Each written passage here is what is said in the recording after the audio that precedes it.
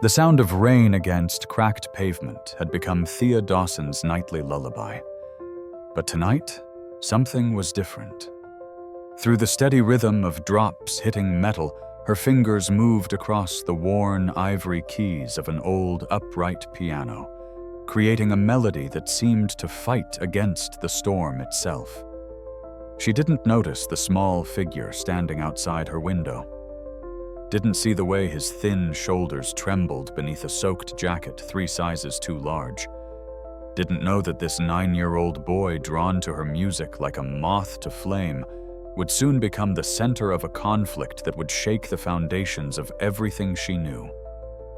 His name was Elijah, and he was carrying a secret that would change both their lives forever. The corner of Morrison Street and 5th Avenue in Portland wasn't much to look at. Cracked sidewalks, faded storefronts, the kind of neighborhood that city planners forgot about decades ago. But to Thea Dawson, it was home. Every morning at 5:30, she'd wheel her food cart to the same spot she'd occupied for the past 4 years. The cart itself was a patchwork of repairs, held together by determination and duct tape. Her menu was simple breakfast sandwiches, coffee, the kind of honest food that working people could afford before their shifts began. But Thea Dawson was not always a street vendor. 12 years ago, she'd been different.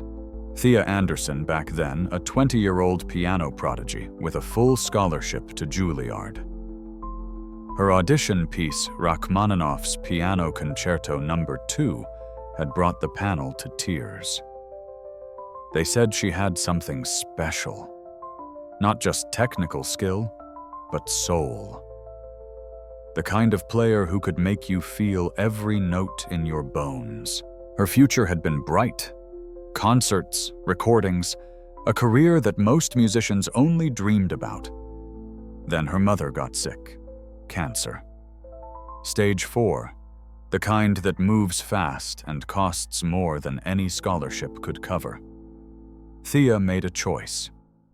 She left Juilliard after just 1 semester, came home to Portland, and watched her mother fade away over the next 18 months. When it was over, she was 22 years old, with a mountain of medical debt, and a dream that felt like it belonged to someone else entirely. The piano, though. She couldn't let go of the piano. She found it at an estate sale 5 years ago. An old Mason and Hamlin upright from 1947, badly out of tune and missing several keys. The dealer wanted $200. Thea had $87 to her name. She played 1 piece, just 1. Chopin's Nocturne in E-flat. Major working around the broken keys, making the damaged instrument sing anyway. The dealer sold it to her for $80. Now it sat in the tiny room behind her food cart, in the converted storage space she called home. 12 feet by 12 feet. A mattress on the floor. A hot plate. A mini fridge. And the piano taking up half the space, but worth more to her than anything else she owned. Every night after closing the cart, after cleaning and prepping for the next day, she'd sit at that piano and play. Sometimes for hours. The music was her therapy, her escape. Her reminder that she'd once been someone with potential. That maybe somewhere deep inside, she still was. It was a Tuesday night in late October when she first saw him. She'd been playing Debussy, her fingers moving through Clair de Lune, when she noticed the shadow outside her window. At first, she thought it was just a trick of the streetlight. But then she saw him move. A child. Small. Maybe 8 or 9 years old. Standing in the rain without an umbrella, his face pressed close to the glass, watching her play. Thea stopped mid-phrase. The silence felt loud. She went to the door, opened it slowly. The boy didn't run. He just stood there, water dripping from his 2 long blonde hair, his clothes hanging off his thin frame like he'd shrunk inside them. "How long have you been out here?" Thea asked. The boy didn't answer. He just looked at her with these striking blue eyes that seemed too old for his face. "Are you hungry?" A slight nod, almost imperceptible. Thea stepped back, holding the door open. "Come inside. You'll catch pneumonia out there." The boy hesitated. Then slowly he stepped into the warm room. Water pooled around his worn sneakers. He was shaking, though Thea couldn't tell if it was from cold or fear.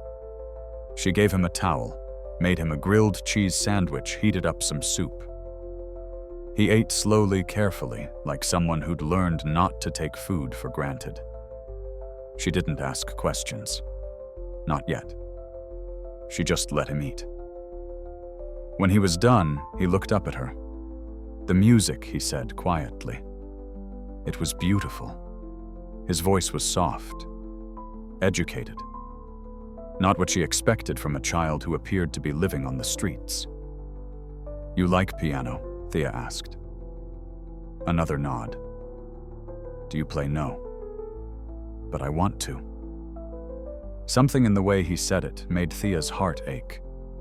She recognized that hunger, that yearning for something beyond just survival. "What's your name?" The boy hesitated. "Elijah." "I'm Thea. Where's your family, Elijah?" His expression closed off immediately. "I don't have one. Everyone has someone. Not me. Not anymore." The finality in his voice told her not to push. "Not tonight." "It's late," Thea said. "And it's still raining. You can sleep here tonight. Tomorrow we'll figure something out." She expected him to refuse, to run. But he didn't. He just nodded, curled up on the floor with the towel as a blanket, and fell asleep within minutes. The kind of sleep that comes from pure exhaustion. Thea sat at her piano, playing softly, watching this strange child sleep in her tiny home. She should call someone. Child services.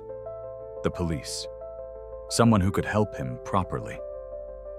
But something stopped her. Maybe it was the way he'd listened to her music. Maybe it was the loneliness she recognized in his eyes because she saw it in her own mirror every morning. Or maybe it was just that for the first time in years, her small room didn't feel quite so empty. Elijah didn't leave the next morning, or the morning after that. It started simply. He'd help her prep the cart before dawn, chopping vegetables with surprising skill for a 9-year-old, wrapping sandwiches carefully. During the day while she worked, he'd stay in the room reading books she'd collected over the years. And every evening after the cart was cleaned and put away, they'd spend time at the piano. Thea started teaching him the basics. Hand position, posture, the names of the keys. She expected him to lose interest quickly. Most children did. Piano required patience, discipline, countless hours of repetitive practice. But Elijah was different. He absorbed everything like a sponge. Within a week, he could play simple melodies with both hands. Within 2 weeks, he was reading basic sheet music. Within a month, he was attempting pieces that should have been far beyond his skill level and somehow making them work. "You have a gift," Thea told him one night, watching him work through a simplified version of Für Elise. A real gift. Elijah didn't respond. He just kept playing his small fingers, finding the right keys with an accuracy that seemed almost instinctive. 3 months passed. Thea never officially decided to keep him. It just happened. She bought him new clothes from the thrift store, made sure he ate 3 meals a day even when money was tight, set up a small cot for him, though he often fell asleep on the floor near the piano. She thought about calling authorities. Every day she thought about it. But every day she didn't, because Elijah was thriving. He was eating properly for the first time in who knows how long. He was learning, growing, smiling occasionally, though those smiles were rare and precious. And Thea, she was teaching again. Not in a concert hall or a prestigious school, but here in this tiny room with a broken piano and a broken child who was somehow putting them both back together. The neighborhood noticed. Ms. Rodriguez from the laundromat asked if Elijah was her nephew. Mr. Chen from the convenience store started giving them discounted produce. The community, such as it was, seemed to understand without being told that this boy needed protecting, needed silence, needed not to be reported or questioned or taken away. "Can I ask you something?" Elijah said one night after a particularly good practice session. "Of course. Why did you stop?" "Stop what playing? Really playing? The kind of music you played that first night. You don't play like that anymore." Thea's hands stilled on the keys. The question cut deeper than she expected. "I had to make choices," she said finally. "Life doesn't always let us do what we love. But you're so good. You should be playing in big concert halls, not here." "Maybe. But if I was playing in concert halls, I wouldn't have met you." Elijah considered this. Would that have been better? For you. Thea looked at this serious child, this unexpected gift that had appeared in the rain. "No," she said softly. "It wouldn't have been better at all." By January, Elijah had been with Thea for 3 months. The transformation was remarkable. He'd gained weight. His cheeks had color. His hair, properly cut and washed, revealed a handsome face with sharp, intelligent features. But more than the physical changes, there was something else. A light in his eyes that hadn't been there before. Purpose. Belonging. His piano skills progressed at an almost alarming rate. Thea had to search her memory for more advanced pieces to teach him. She started transcribing music she remembered from her Juilliard days, writing it out by hand because she couldn't afford to buy proper sheet music. Elijah devoured it all. They developed a routine that felt like family. Mornings were business, Thea running the cart while Elijah helped with prep and serving. She'd enrolled him in the local public school under her guardianship, forging just enough paperwork to make it work. He was smart. Too smart. His teachers called him Gifted Recommended Advanced Classes. Afternoons were homework and reading. Evenings were piano. "Play that part again," Thea would say, demonstrating a particular passage. Feel the emotion, not just the notes. Music isn't mathematics, it's storytelling. And Elijah would nod, absorb, try again. Each time, better. Each time, more nuanced. The neighbors grew protective of them. When Mrs. Patterson from down the street noticed Thea struggling to pay the electricity bill, 1 month anonymous donations started appearing under her door. When Elijah needed school supplies, Mr. Johnson from the hardware store just happened to have extras. The community had claimed them, protected them. But Thea lived with constant fear. Fear that someone would ask too many questions. Fear that Elijah's past would catch up with them. Because he still wouldn't talk about it. Wouldn't explain where he'd come from or why he'd been alone on the streets.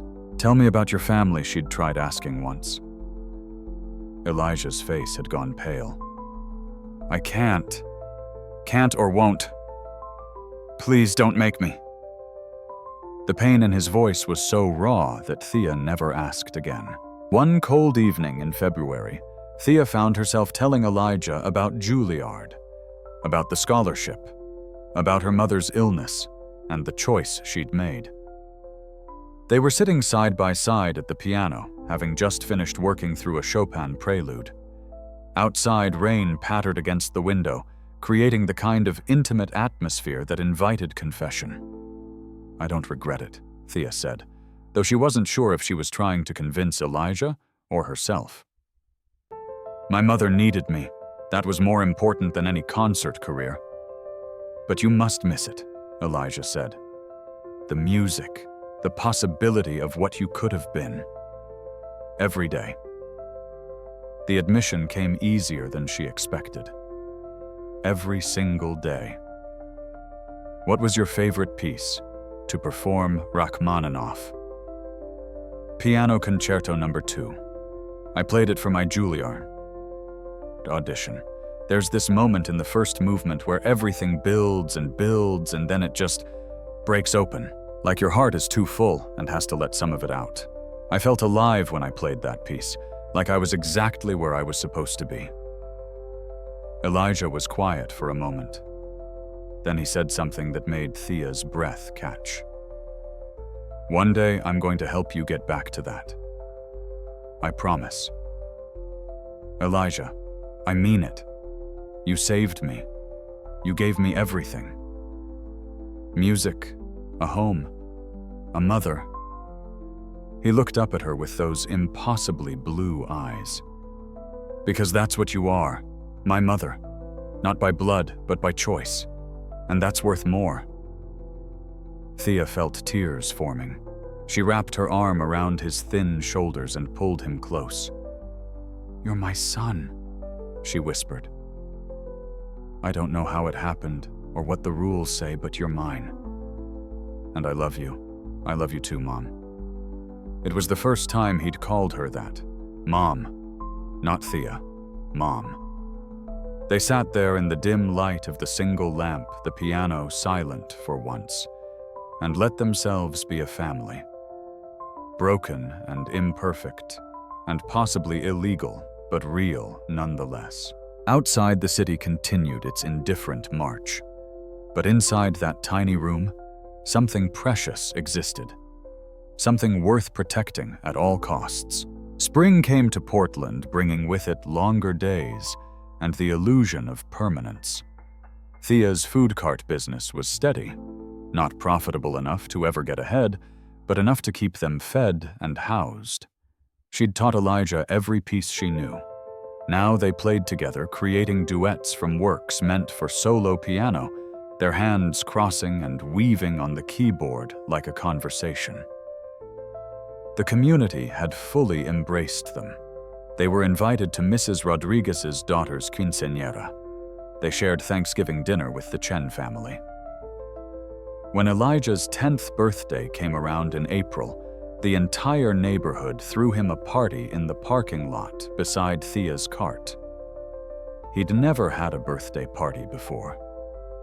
Thea could tell by the way his eyes widened when he saw the decorations, the homemade cake, the small gifts wrapped in reused paper. He cried. Happy tears this time. Make a wish, Thea said, lighting the 10 candles. Elijah closed his eyes. His lips moved silently.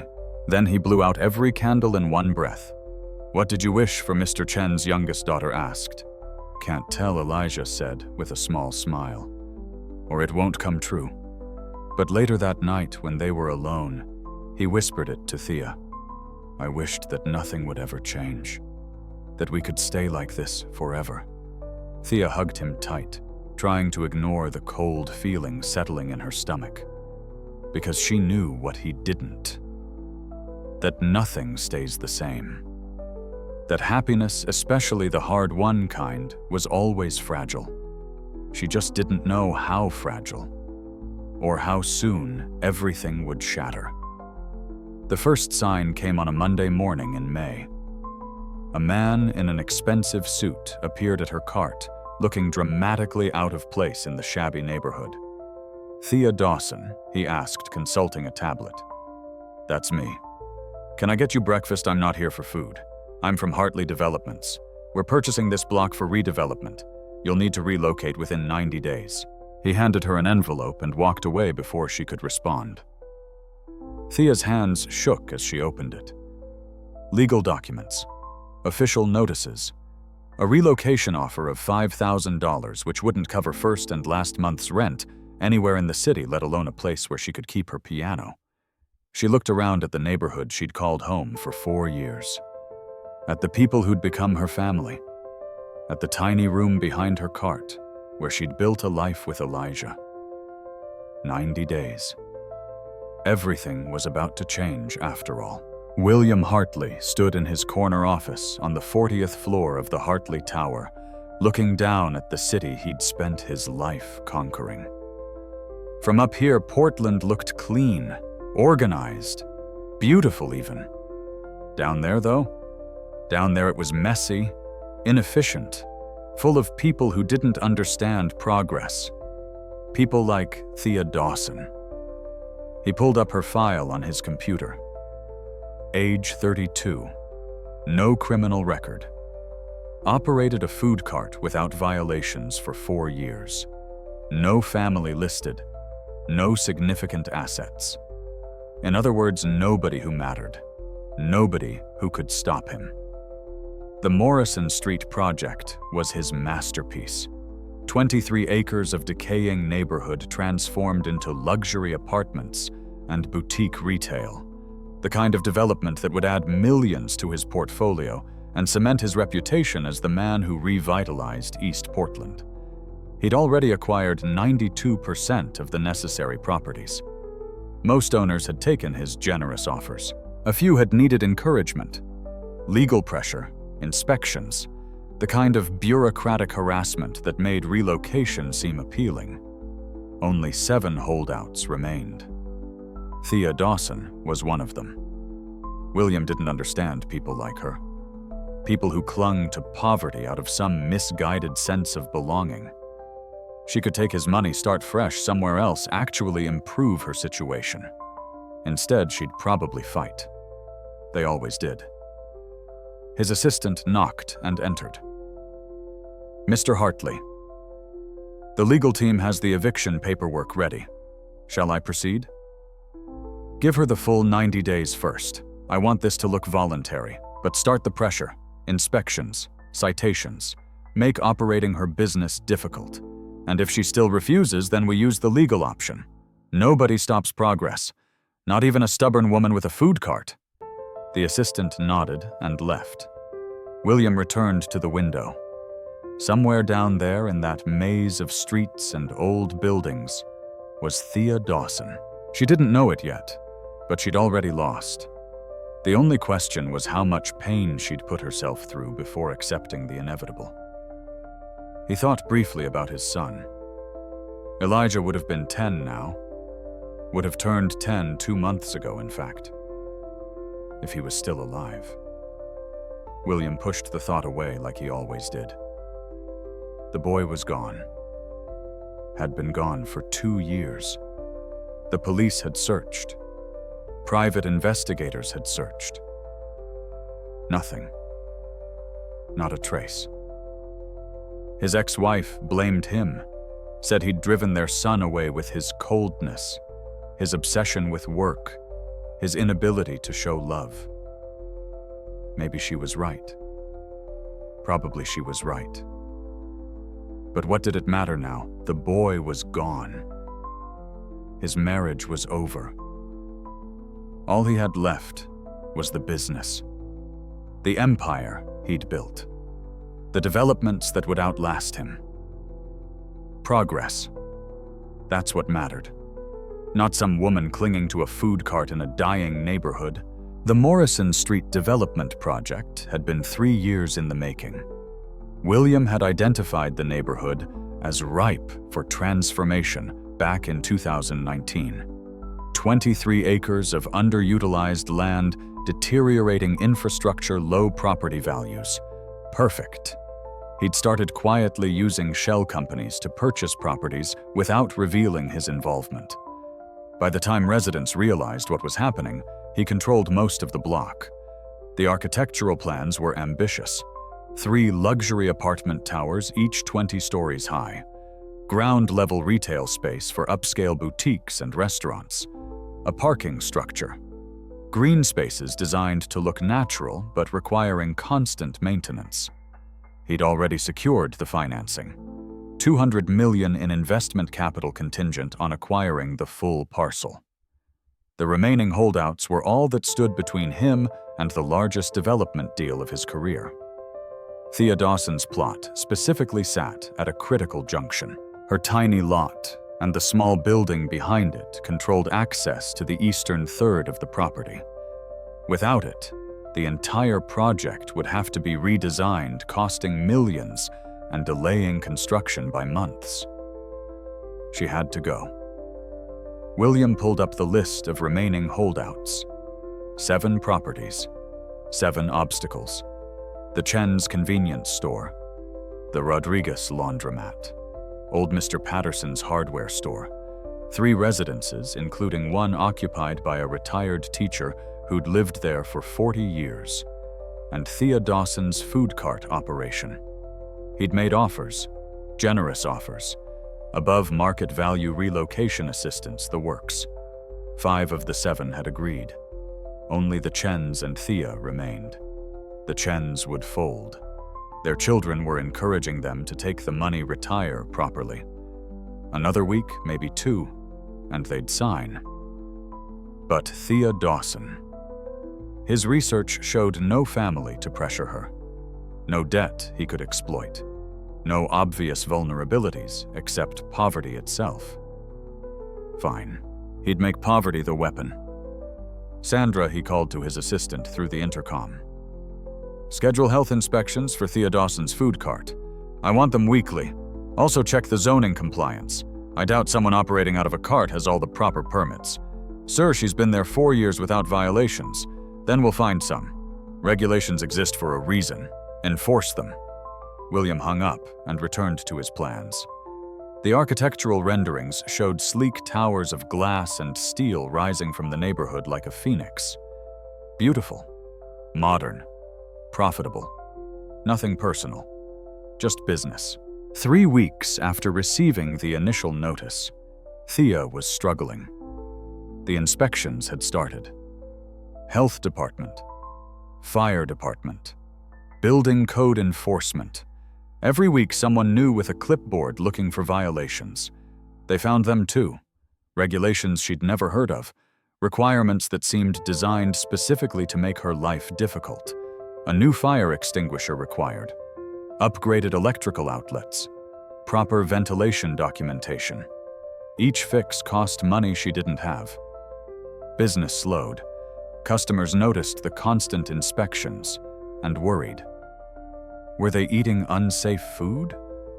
Was something wrong?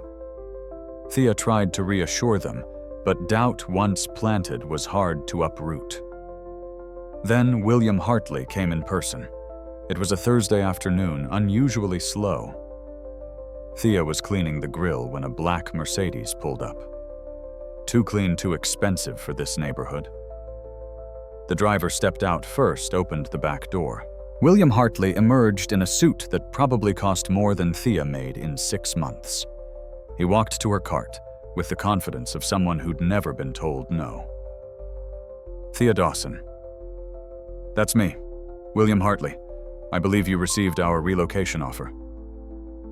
I did. And I'm not interested.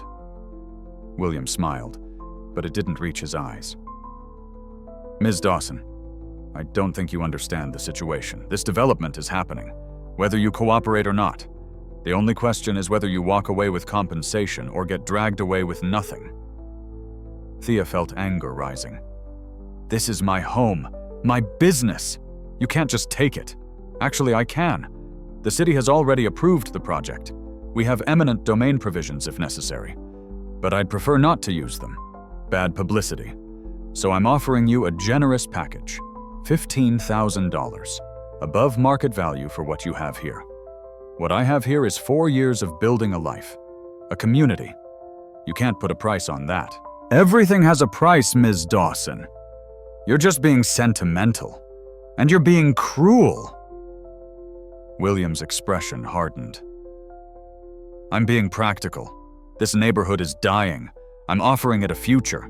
Progress requires sacrifice. You're on the wrong side of history. I'm on the side of people. Real people with real lives, not just numbers on a spreadsheet. Those real people will benefit from the jobs my development creates, from the increased property values, From the revitalization. The people who already live here won't be able to afford those benefits. You'll push them out and replace them with people who have money. That's not revitalization. That's displacement. William's jaw tightened. You have 67 days left. After that, this conversation won't be so pleasant. I'd advise you to reconsider. He turned to leave, but Thea called after him. I have a son. A little boy who has a home here for the first time in his life. I won't let you take that from him. William paused, his back to her. For a moment, something crossed his face. Pain, maybe? Or memory? But it was gone in an instant. 67 days, he repeated, and walked back to his car. Elijah had been inside when William Hartley arrived. He'd seen the Mercedes through the window and felt his entire body freeze. That car. He knew that car. He'd pressed himself against the wall, hidden from view, and watched through a crack in the door as the man stepped out. His father. 2 years. It had been 2 years since Elijah had seen William Hartley. 2 years since he'd run away from the cold mansion on Portland Heights, from the nanny who barely looked at him, from the father who worked 18-hour days and spoke to him maybe once a week. 2 years since his mother had died and his world had collapsed.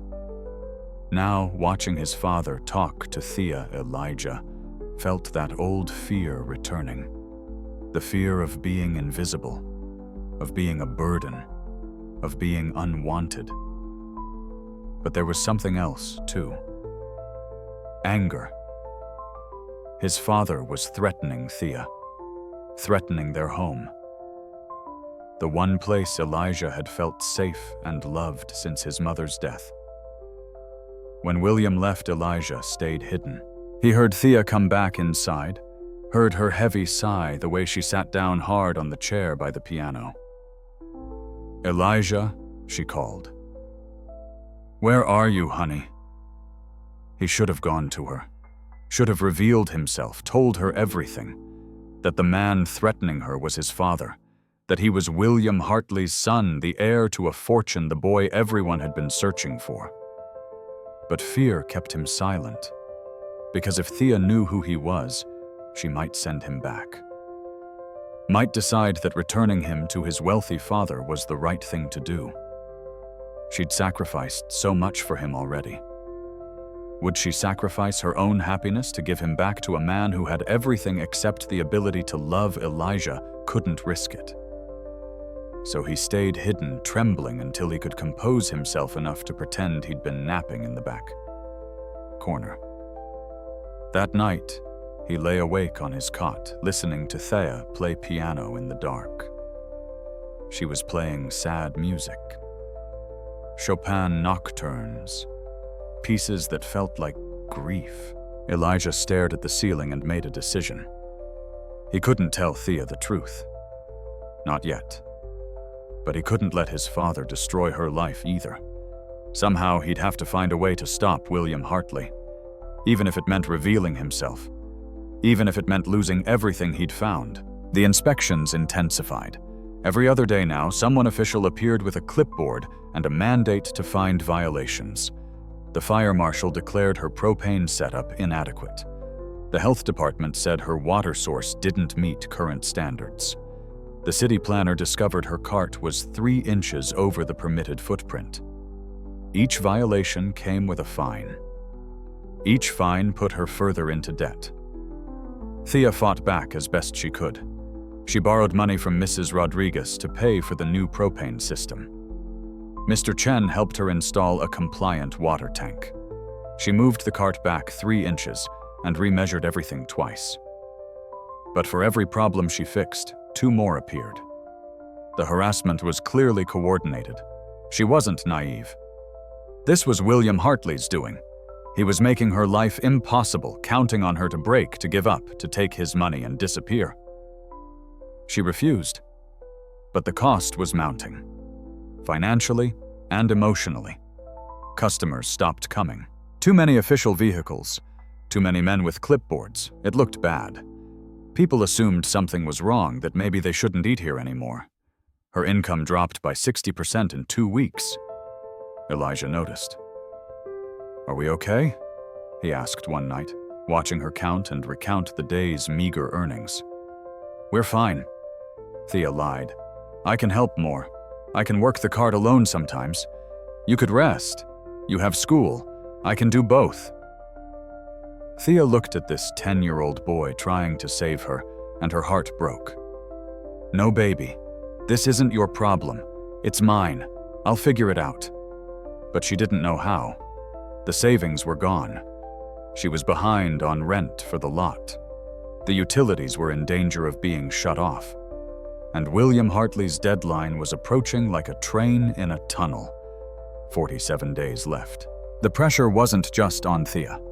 One by one, her neighbors began to fall. The Chens sold first. Their children had convinced them.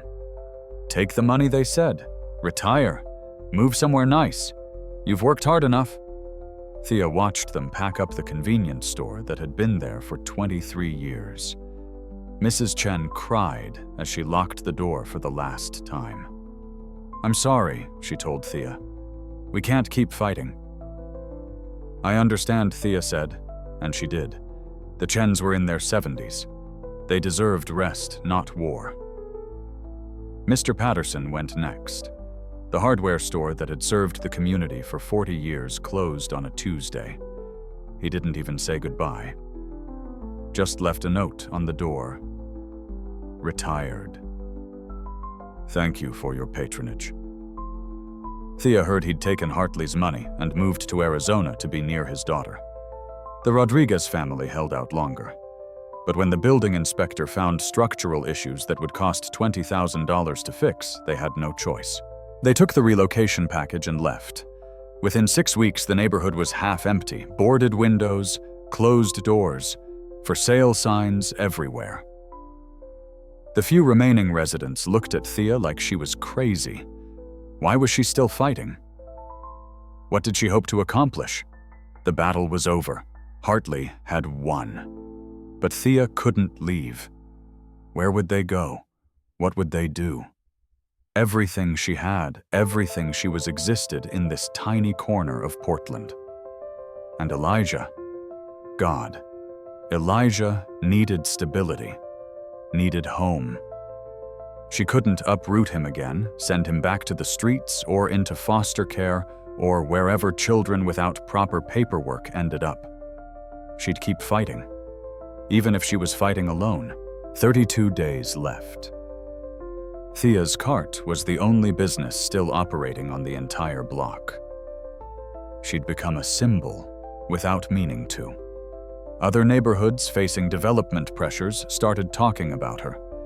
The local news ran a story, "Street vendor refuses to budge." She didn't want to be a symbol. She just wanted to keep her home. The interview had been brief. "Why won't you accept Mr. Hartley's offer?" the reporter asked. "Because this isn't just property to me. It's where I rebuilt my life. It's where my son learned what home means. You can't put a price on that. But Mr. Hartley says his development will benefit the whole community. What community? He's destroyed it. Everyone's gone. He's not building for us. He's building instead of us." The piece aired on the evening news. Thea thought it might help. Public pressure maybe. Community support. Instead, it made things worse. The next day, William Hartley's lawyers filed for emergency rezoning. The city council, full of developers and business interests, would vote in 2 weeks. If they approved it, Thea wouldn't even get the 32 days. She'd be out immediately. "We need help," Elijah said that night. He'd been quiet for days, withdrawn. Now he looked at her with an intensity that seemed wrong for a 10-year-old. "Real help, legal help. I can't afford a lawyer. There has to be someone. A non-profit, a legal aid society, something." Thea had already checked. The waiting list was 6 months long. And her case wasn't criminal, wasn't life or death. It was just property rights, just business, just her entire world. "I'll figure something out," she promised. But Elijah shook his head. "No, I'll figure something out." There was something in his voice that made Thea look at him sharply. "What does that mean?" "Nothing. Just I'm not letting him win. I'm not letting him take you away from me, Elijah. Can I ask you something? He cut her off, his voice suddenly urgent. If I could stop him, if I knew a way to make him leave us alone, would you let me try? What way? What are you talking about?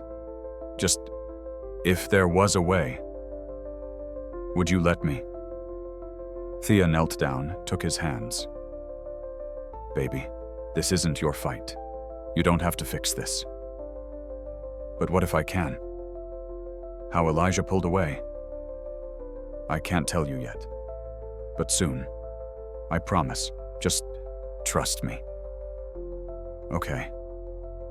Thea felt fear creeping up her spine. Elijah, you're scaring me. What are you planning? Nothing dangerous. I swear. Just trust me. He went to bed without another word, leaving Thea alone with her piano and a growing dread that something was about to change. Something she couldn't control. What Thea didn't know, what Elijah had never told her, was the full truth of who he was. Elijah Hartley, only son of William Hartley and the late Catherine Hartley, heir to a real estate empire worth hundreds of millions. Catherine had died when Elijah was 7. Cancer, like Thea's mother. But unlike Thea's mother, Catherine had died in a private hospital suite with round-the-clock care, morphine drips, and every comfort money could buy. It hadn't made the dying any easier. After Catherine's death, William had thrown himself into work. 18-hour days became 20-hour days. The nanny raised Elijah. Strangers, really. They changed every few months when they quit or got fired for some minor infraction. Elijah had been invisible in his own home, a ghost in a mansion. He'd tried to get his father's attention.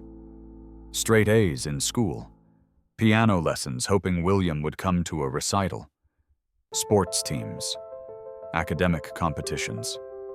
Nothing worked. I'm busy, Elijah. We'll talk later. Talk. Later never came. On his 8th birthday, William had been in Singapore for a business deal. Hadn't even called. The nanny had ordered a cake. Elijah had blown out the candles alone. That was the night he'd decided to leave. He'd packed a backpack with clothes and the $200 he'd saved from birthday money over the years. He'd left a note. I'm sorry I couldn't be what you needed. Goodbye. Then he'd walked out of the mansion on Portland Heights and into the night. For 2 years he'd survived. Shelters when he could find them. The streets when he couldn't. He'd learned to be invisible, to avoid authorities, to trust no one. Until that rainy night when he'd heard piano music and found Thea. Now, sitting in the dark of their tiny room, Elijah understood something terrifying. His father was going to destroy the only home he'd ever really had, was going to take away the only person who'd ever truly loved him, unless Elijah stopped him. But stopping William Hartley meant revealing himself, meant admitting he was the missing heir everyone had been searching for, meant risking that his father would take him back, would separate him from Thea, would return him to that cold mansion and that empty life. It was a gamble. But Elijah was out of options. Tomorrow, he'd go to his father. Tomorrow, he'd reveal himself. Tomorrow, he'd try to save Thea, even if it cost him everything. 21 days.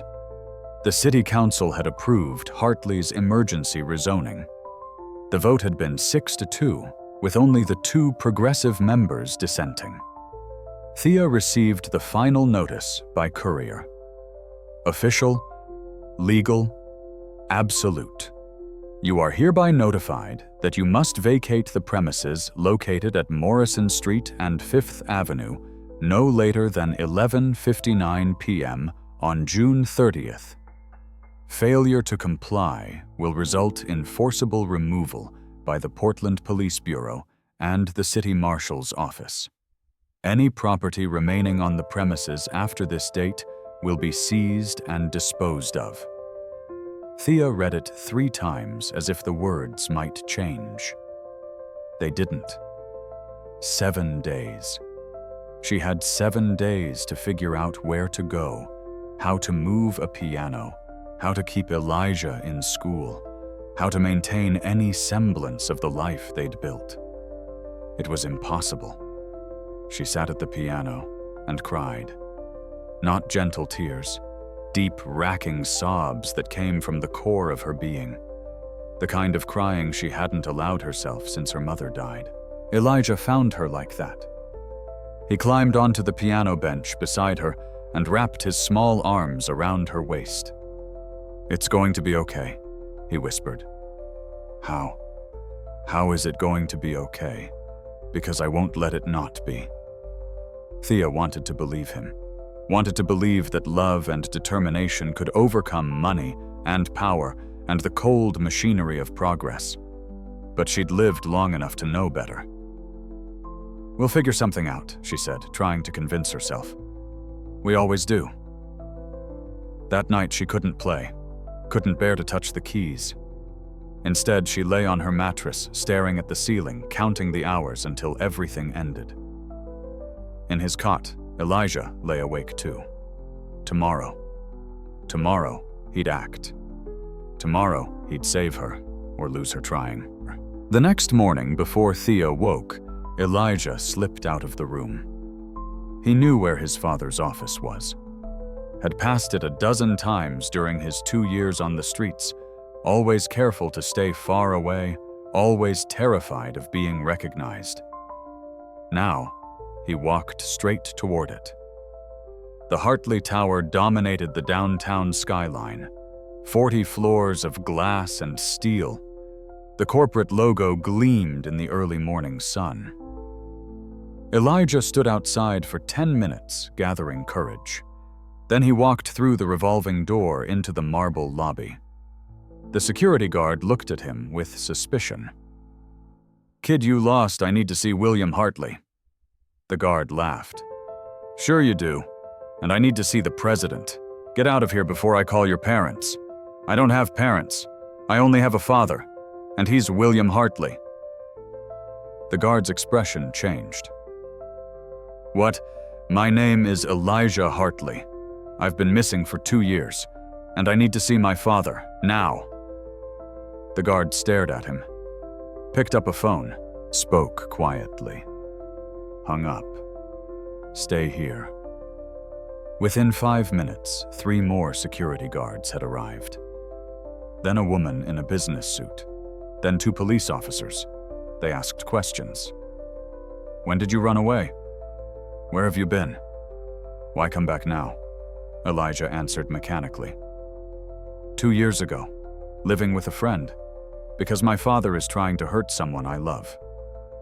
They took him upstairs, 38th floor, executive offices, mahogany and marble and windows that showed the entire city.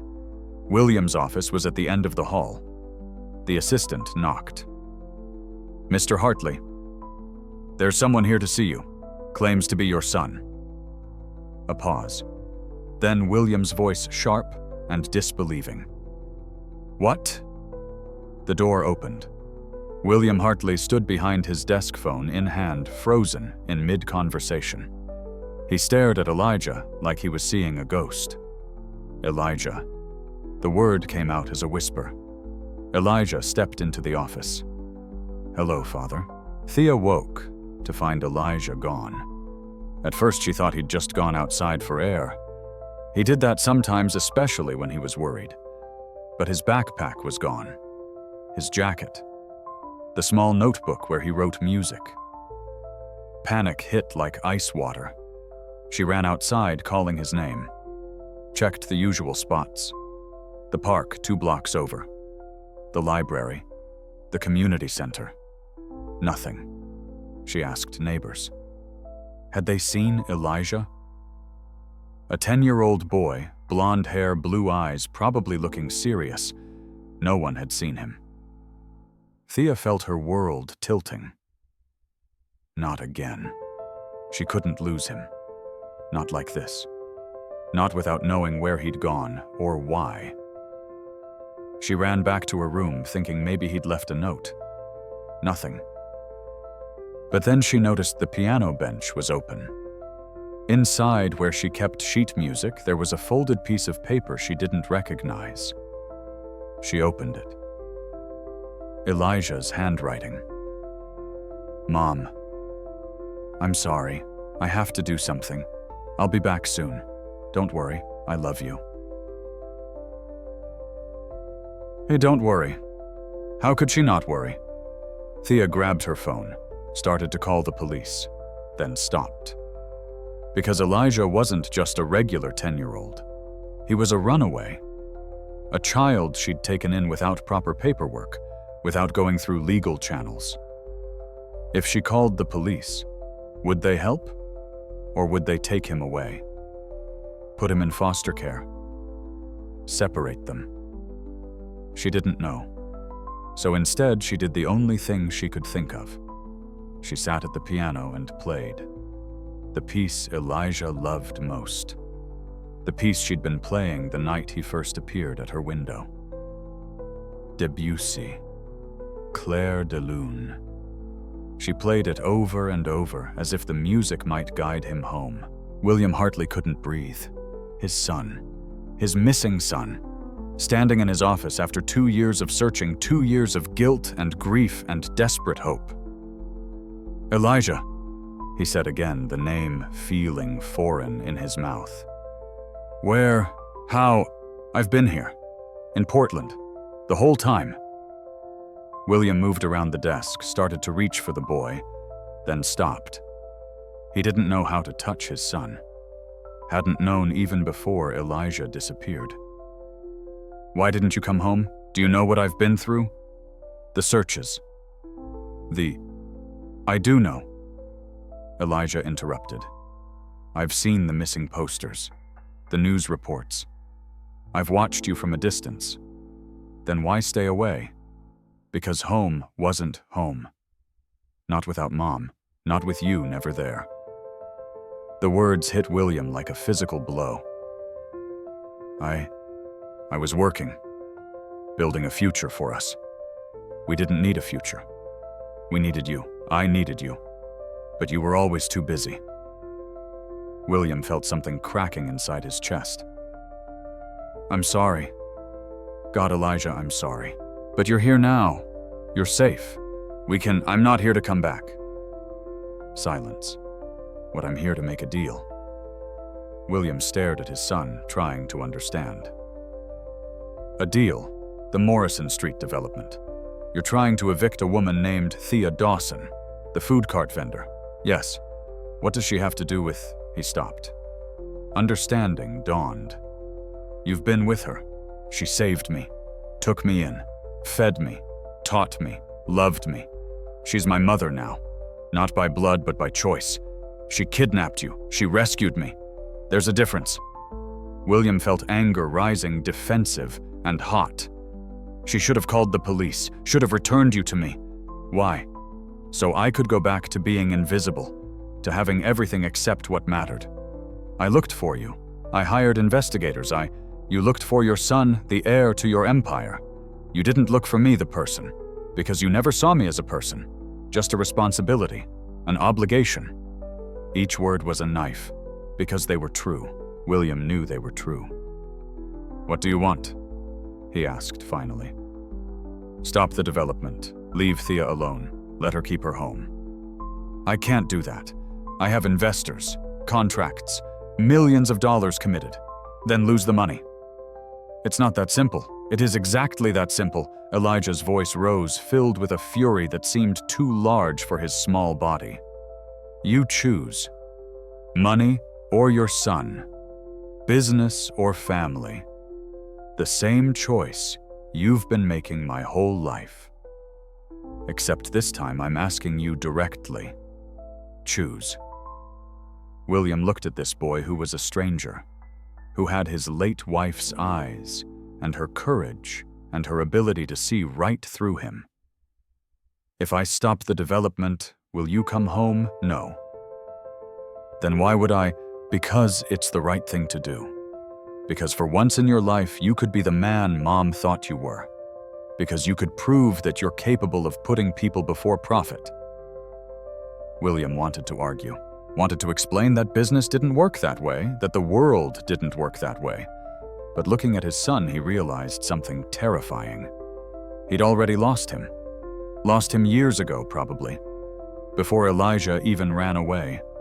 Lost him to his own ambition, his own emotional absence, his own inability to be what his child needed. "Get out," William said, his voice rough. "Security will escort you." Elijah didn't move. "That's your answer. After everything I said, get out." William turned away, unable to look at the disappointment in his son's eyes. He heard Elijah leave, heard the door close, heard the security guard ask if the boy was really his son. "No," William said. "Just a homeless kid looking for money. Send him away." It was easier than admitting the truth. 5 days left. Elijah returned to Thea, looking exhausted and defeated. She wanted to demand answers, to know where he'd been, what he'd done. But one look at his face told her that he wasn't ready to talk. So she just held him. Let him cry into her shoulder. Let him be 10 years old, and scared and overwhelmed. "I tried," he whispered. "I tried to fix it. I know, baby, I know." They spent those last days in a kind of numb preparation. Thea found a storage unit that would hold her piano, though she had no idea when she'd be able to afford to retrieve it.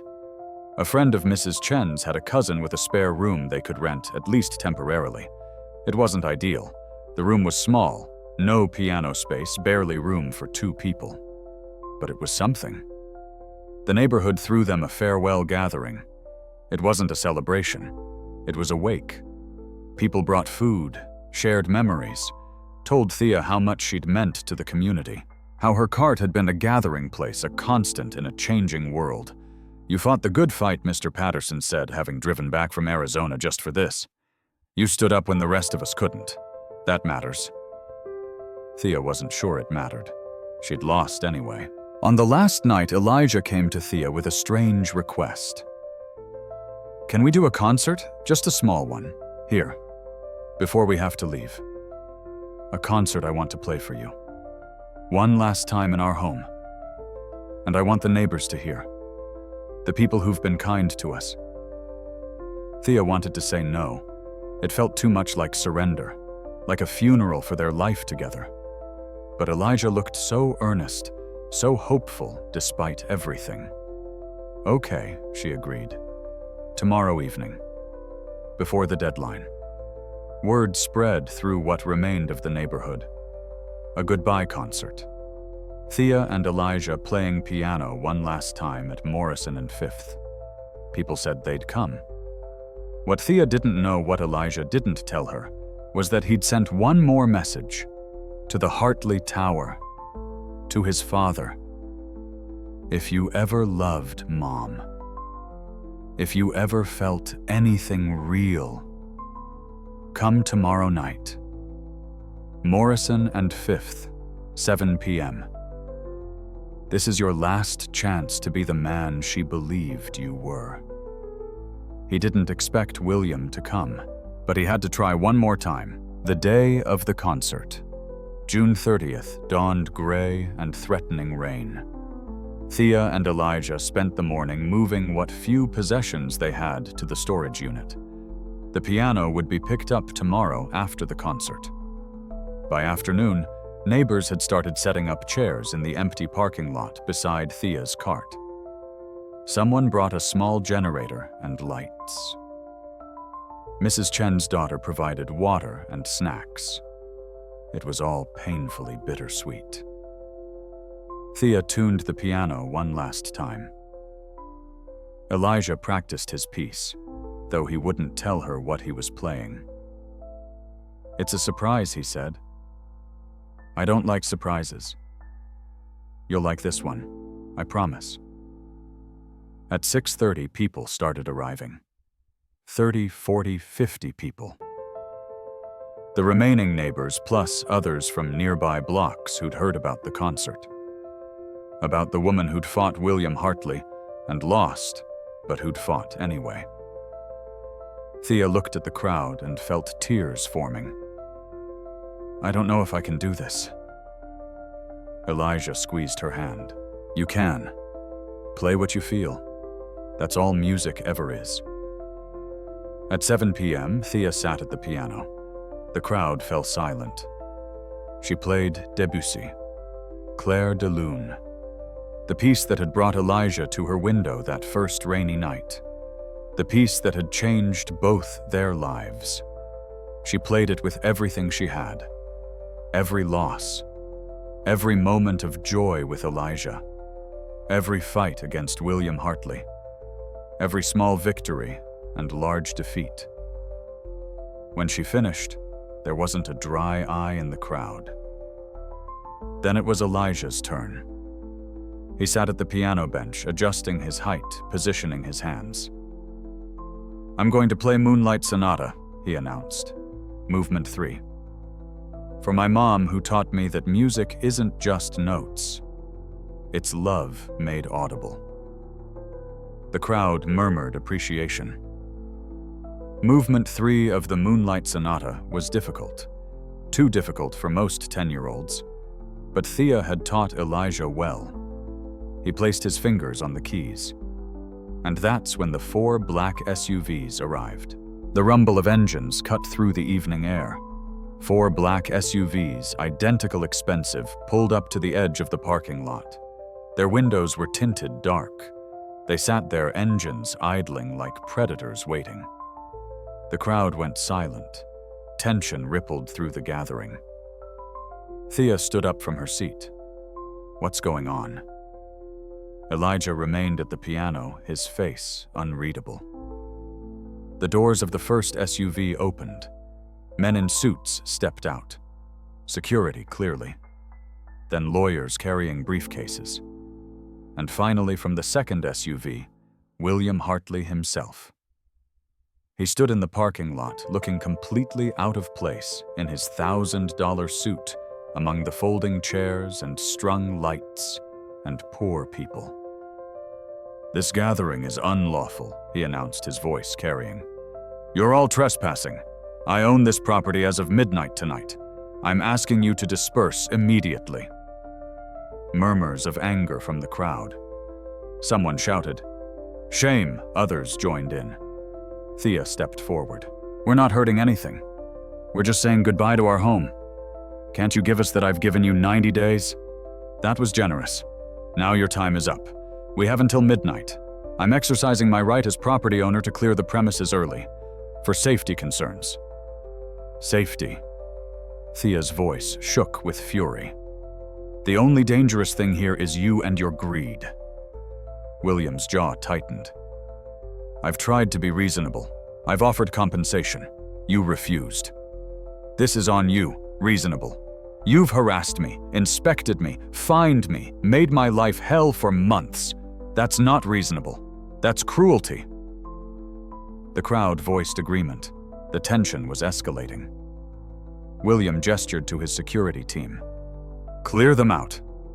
Carefully. I don't want any injuries on my property. The security guards moved forward, and that's when Elijah stood up from the piano. Stop! His voice was small but carried surprising authority. William's gaze shifted to the boy, really looked at him for the first time since arriving. Elijah stepped forward into the space between Thea and his father. You don't recognize me, Elijah said. Do you? William stared at this blonde child standing at the piano. There was something familiar about him. Something that nagged at the edges of memory. Should I? William asked. I came to your office 3 days ago. You threw me out. Called me just another homeless kid looking for money. William's brow furrowed. The boy from his office? He remembered now. The one claiming to be... No, it couldn't be. What's your name? William asked, his voice suddenly uncertain. You know my name. You've known it my whole life, even if you barely used it. The crowd was silent now, sensing something momentous happening. Thea stepped forward. "Elijah, what are you doing?" But Elijah didn't look at her. He kept his eyes locked on William. "My name is Elijah Hartley. I'm 10 years old. My mother was Catherine Marie Hartley, born Catherine Reynolds. She died of ovarian cancer when I was 7 years old. You're my father. And I've been living with Thea Dawson for the past year because 2 years ago I ran away from you." The crowd gasped. Thea's hand flew to her mouth. William felt the ground shifting beneath him. This child was his son. The boy he'd been searching for. Standing right here. Had been here the whole time. Elijah.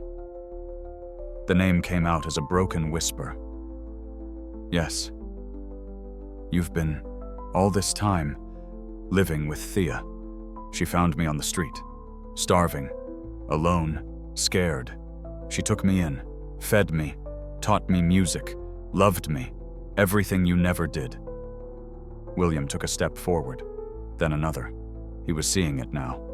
The shape of Catherine's eyes, the stubborn set of jaw that was pure Hartley. His son, his missing son. "Why didn't you come home? Why didn't she return you? Because I begged her not to. Because home with you was worse than being homeless. Because she gave me something you never could. What love?" The word hung in the air like an accusation. William felt anger and grief and guilt warring inside him. "I loved you. I love you. Everything I did was for you. No, everything you did was for you, for your empire, your legacy, your ego. That's not fair." "Fair," Elijah's voice rose. "You want to talk about fair? Mom died and you didn't even cry. You went straight back to work. I lost my mother and you couldn't even stay home one day to grieve with me. I was dealing with it in my own way. By pretending it didn't happen, by burying yourself in projects and developments, by replacing her with business meetings." William had no answer, because it was true. All of it was true. And now Elijah continued, his voice breaking. "You're trying to destroy the one place I've been happy since she died. The one person who's made me feel like I matter. Because what? Because you can't stand that someone else succeeded where you failed. I didn't fail. I gave you everything, except yourself, except your time, except any indication that I was more important than your next deal." Thea stepped between them, her hands shaking. "Elijah, stop, please." But Elijah wasn't done. Years of pain were pouring out now, 2 years of silence breaking like a dam. "I was 8 years old and I decided I'd be better off alone on the streets than living in that mansion with you. Do you understand how bad it had to be for that to make sense? Do you understand what that says about you as a father?" William felt something breaking inside his chest. "I looked for you. I hired investigators. I spent millions. You spent money. That's all you know how to do. Throw money at problems. Well, you can't buy your way out of this one. You can't purchase absolution. What do you want from me?" William shouted. "What do you want me to say? I want you to stop. I want you to leave Thea alone. I want you to prove you're capable of choosing people over profit. I have investors, contracts. Break them. It's not that simple. It is. It's the simplest thing in the world. You just have to care more about your son than you do about money." The crowd was watching breathless. This public unraveling of a powerful man by his own child. William looked around at the faces, saw judgment, saw pity, saw his own failures reflected back at him. "Security," he said quietly. "Clear them out." Elijah stared at his father. "That's your choice, really. I'm sorry." "I am. But I can't stop this. Too many people are counting on me. I was counting on you for my whole life. I counted on you, and you never showed up." "Not once I'm sorry," William said again, and he meant it. But it changed nothing. The security guards moved forward, and Elijah sat back down at the piano. "Then I'll show you," he said. "I'll show you what you lost, what you destroyed." What you could have had if you'd just cared. His hands came down on the keys. Moonlight Sonata, Movement 3. One of the most technically demanding pieces in the piano repertoire. Fast, furious, requiring speed and precision and emotional depth that took years to develop. Elijah's fingers flew across the keys. The crowd froze. Even the security guards stopped moving. Because what Elijah was playing should have been impossible. The piece was beyond a 10-year-old's technical ability, beyond what hands that small should be able to achieve. But Elijah played it anyway. He played it with all the frustration of his childhood, all the loneliness, all the nights waiting for a father who never came home, all the grief of losing his mother, all the joy of finding Thea, all the fear of losing her too. The music was heartbreaking and beautiful and absolutely perfect. William stood paralyzed. He knew this piece. Catherine had played it. His late wife had mastered it in college, had played it at their wedding reception, had played it to their unborn son when she was pregnant. This was her piece. And Elijah was playing it exactly the way she had, with the same phrasing, the same emotional interpretation, the same small variations that made it uniquely hers. How could the boy play like his mother William had never taught him, had never even encouraged him to learn piano? He looked at Thea Dawson, this street vendor, this woman he'd been trying to crush. She had taught his son, had given Elijah his mother's gift, had connected him to Catherine in a way William never could. The music built to its climax. Elijah's hands were a blur on the keys, the notes cascading like water, like fury, like love made audible. And then the final measures. Soft again, gentle, resolved.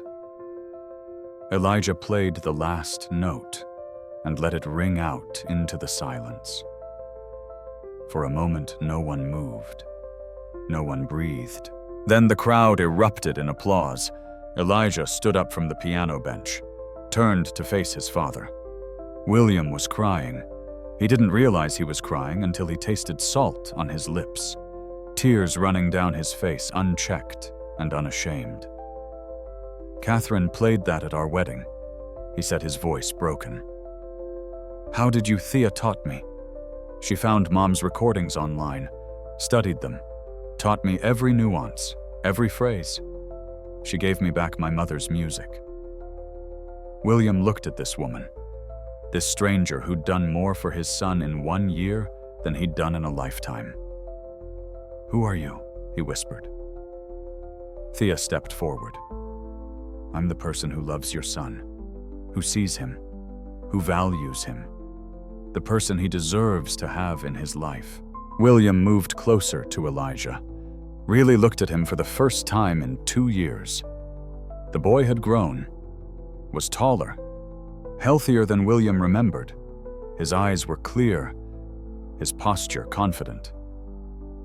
You look well, William said inadequately. I am well. For the first time since Mom died, I'm well. Because of her. William gestured to Thea. Yes, you love her. She's my mother now, not biologically, but in every way that matters.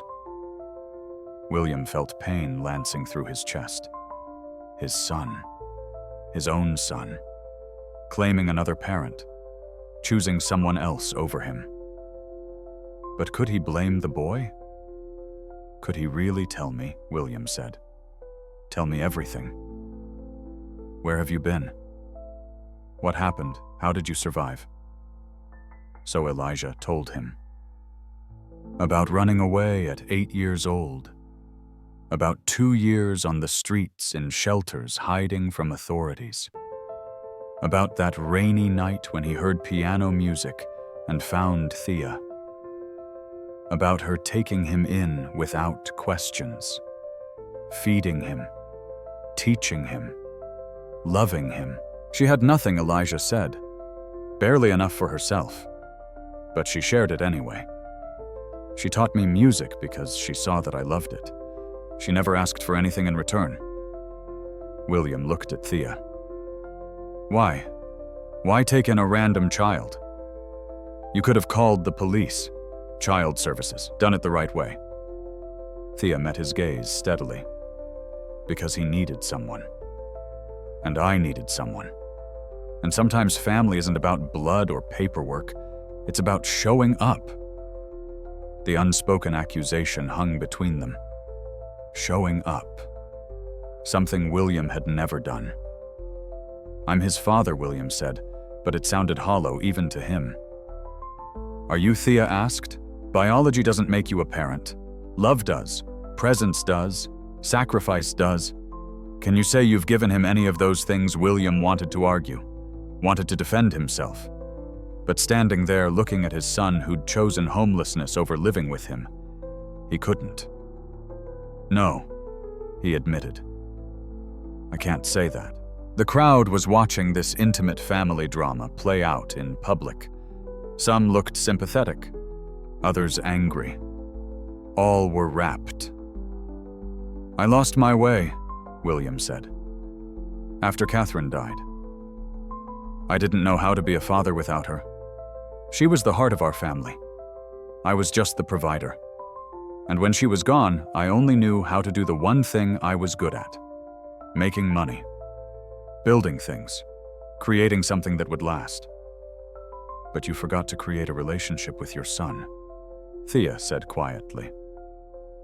Yes, I forgot. Or I didn't know how. Or I was too afraid to try and fail. He turned to Elijah. I'm sorry. I know that's not enough. It doesn't fix anything. But I'm sorry. Elijah's expression was unreadable. What does sorry mean? What does it change? I don't know. Maybe nothing. But I need to say it. I need you to know that I failed you. And that failure is mine, not yours. You didn't deserve what I did to you. What about what you're doing now? To Thea? To our home? William looked around at the neighborhood he'd been so determined to destroy. Saw it through different eyes now. Not just property values and development potential, but people's lives. Memories. Communities. Like the one that had protected his son when he couldn't. I'll stop it, he said. What Elijah asked. The development. I'll stop it. You can't. You said I'll lose money, millions probably. I'll have to buy out investors, pay penalties, maybe even face lawsuits. But I'll stop it. Why? Because you asked me to. Because it's the right thing to do. Because... William's voice broke. Because I've already lost you. I don't want to lose the chance to maybe someday earn my way back. Elijah stared at his father. I'm not coming back to you, even if you stop the development. I'm staying with Thea. The words hurt, but William nodded. I understand. You should stay where you're loved, where you're safe, where you're seen. But Elijah said slowly, maybe you could visit. Sometimes. Not as the father who owns me, but as someone who wants to know me. I would like that, William whispered. I would like that very much. The crowd had been silent during this exchange. Now someone started clapping. Then others joined. Not loud, not celebrating, just acknowledgement of something honest and hard. William turned to his lawyers and security team. Pack it up, we're leaving. And tomorrow I want all contracts for the Morrison Street project terminated. I don't care what it costs. Sir, the investors will be bought out, at a premium if necessary. This project is over. He looked at Thea. You can stay. The property rights will be maintained. I'll establish a trust to ensure this neighborhood is protected from future development. Thea didn't know what to say. Why? Because my son loves you. Because you saved him when I lost him. Because I owe you more than I can ever repay. I don't want your money. It's not about money. It's about doing one right thing in a sea of wrong ones. Thea looked at Elijah. The boy nodded. Okay, she said. Thank you. William started to leave, then stopped. Turned back to Elijah. Can I hug you? Or is that... Elijah hesitated, then moved forward. The hug was awkward, stiff. Two people who didn't know how to fit together anymore. But it was a start. When they separated, William said, I'd like to get to know you. The real you. Not the son I imagined, but the person you actually are. That won't be easy, I know, but I'd like to try. If you'll let me? Elijah considered. Saturday afternoons. You can visit on Saturday afternoons. We'll play piano together. Thea will be there. Saturday afternoons, William agreed. I'll be there. Don't promise if you won't keep it. I'll keep it. I swear on your mother's memory, I'll keep it. Before William left, he turned to address the crowd that had gathered. I owe all of you an apology. Not just Thea and Elijah, but everyone I've displaced over the years. Every neighborhood I've torn down in the name of progress. Every community I've fractured for profit. People were listening now. Really listening. I told myself I was improving the city, creating value, providing housing. But the truth is I was just making money, serving myself and my investors. I never stopped to consider the human cost. He paused, gathering courage. My son ran away from me because I made our home a place of loneliness. And I almost destroyed this community, his real home, out of the same blindness, the same prioritization of wealth over people. Mrs. Chen called out from the crowd. So what now? How do we know this isn't just talk? You don't, William admitted. I've broken trust, mine to repair. But I'll start here. The Morrison Street area will remain as residential zoning. I'll fund improvements, infrastructure. But the people who live here stay. No more displacement. And elsewhere, someone else asked. Other neighborhoods you're developing? William looked uncomfortable. I can't stop everything. I have obligations, but I can be more careful, more conscious. I can prioritize people alongside profit. It wasn't a perfect answer, but it was honest. I don't expect forgiveness, William said. I don't deserve it. I just wanted you to know that I see now what I was blind to before, and I'm going to try to do better. He looked at Elijah one more time, starting with being the father I should have been. Then he and his team left. The 4 SUVs pulled away into the night, leaving behind a community that didn't quite know what had just happened. When the SUVs were gone, the crowd converged on Thea and Elijah. Questions flew. Was he really William Hartley's son? Had he really been on the streets for 2 years? Were they safe now? Could they really stay? Thea fielded what questions she could, but mostly she just held Elijah close. When the crowd finally dispersed, promising to return tomorrow to help celebrate, Thea and Elijah went back inside their tiny room. Why didn't you tell me? Thea asked. All this time you knew who he was, knew what was happening. I was afraid, Elijah admitted. Afraid you'd send me back. Afraid of losing you. I would never. I know that now. But then, I wasn't sure. You'd sacrificed so much for me already. I thought maybe you'd decide I should go back to my real family. You are my real family, Elijah. Not despite the circumstances. Because of them. We chose each other. Elijah nodded, tears flowing now. He wants to visit, on Saturdays. How do you feel about that? Scared? Angry? But also, hopeful? Is that stupid? No. It's human. He's your father. even if he's been a terrible one. It's okay to want a relationship with him. What if he disappoints me again? Then we'll deal with it. Together. But maybe he won't. Maybe he'll actually try this time. Because I ran away. Because it took me almost dying on the streets for him to care. Thea pulled Elijah into her lap, even though he was getting too big for it. Some people need to lose everything before they can see what matters. It's not fair, but it's reality. Will you be there? On Saturdays, every single one. I promise. Elijah relaxed into her embrace. I love you, Mom. I love you too, sweetheart. So much.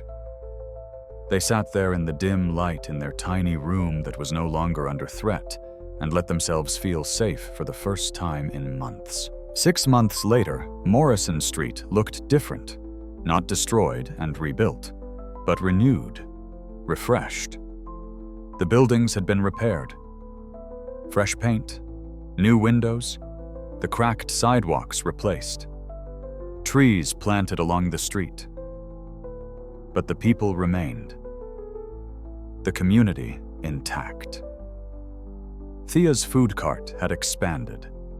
Not into a big restaurant, but into a small cafe with room for a piano. She served food during the day and hosted music nights twice a week. The Dawson Music Academy occupied the building next door. Free piano lessons for kids in the neighborhood. Funded by an anonymous trust. Not so anonymous, really. Everyone knew it was William Hartley trying to make amends.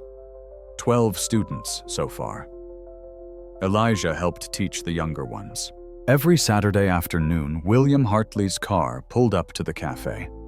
Not the black SUV, a normal sedan. Understated. He'd come inside awkward but present and sit with Elijah at the piano. Thea would serve them tea and give them space. At first, the lessons were stiff, formal. William didn't know how to relate to his son, didn't know what to say beyond basic pleasantries. But Elijah was patient and persistent. He taught his father simple pieces, showed him the basics, let music be the language they used when words failed. Slowly, over weeks and months, something emerged. Not perfect, not the relationship they'd lost or maybe never had, but something new, something built on honesty and effort and showing up. William learned about Elijah's life, his friends at school, his favorite composers, his dreams of maybe teaching music someday like Thea. And Elijah learned about his father. The pressure William had felt to succeed, the way Catherine's death had broken him, the fear of failing as a parent that had led to exactly that failure.